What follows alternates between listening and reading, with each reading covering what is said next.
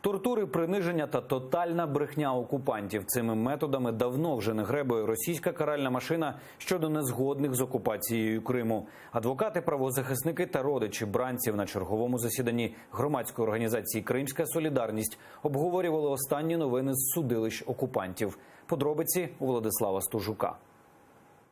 Тотальна брехня та суцільне викривлення фактів. За час анексії півострова це чи не єдине, чим займається окупаційна судова система щодо кримських татар. Так адвокат Еміль Курбадінов розповідає, як ФСБівці буквально на рівному місці шукають у чому звинуватити Теймура і Узеїра Абдулаєвих з Сімферопольської групи справи про так званий тероризм.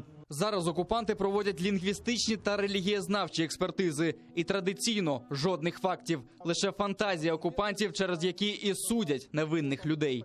Суть в том, что записываются разговоры людей, а потом эти разговоры преподносятся как что-то экстремистское, террористическое и так далее. Извращаются слова. Когда человек говорит про намаз, пишут про Хамас.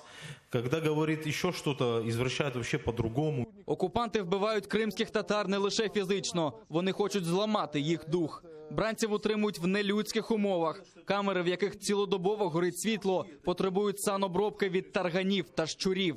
Бранців постійно принижують і нехтують їх релігійними правами. Їм не дають навіть Коран та килимок для молитв. За міжнародним правом це називається нелюдським ставленням.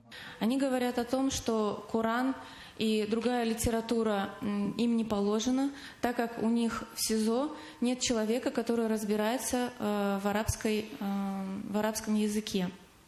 То есть перевести он не может, и сказать о том, что допустимо ли нахождение у них Корана, он не може. Майже 170 днів окупанти незаконно утримують в Сімферопольському СІЗО тяжкохворого політбранця Едема Бекірова. За словами захисника Ісляма Веліляєва, його необхідно терміново перевести під домашній арешт, адже без повноцінного медичного обстеження і лікування він довго не витримає. Зараз Бекірову у величезних дозах вливають інсулін, і його самопочуття погіршується щодня. В настоящий момент Эдем Бекиров, он стойко выдерживает все эти тяготы, которые на него возложила его судьба, но человек не может так долго держаться. Он держится, но вот вчера он пришел, у него было настроение, как вам сказать, он говорит: Ислам, сделай что-нибудь, мне надо выйти, или я просто умру. Вот его слова, потому что ему очень жизненно необходимо домашний арест, для того, чтобы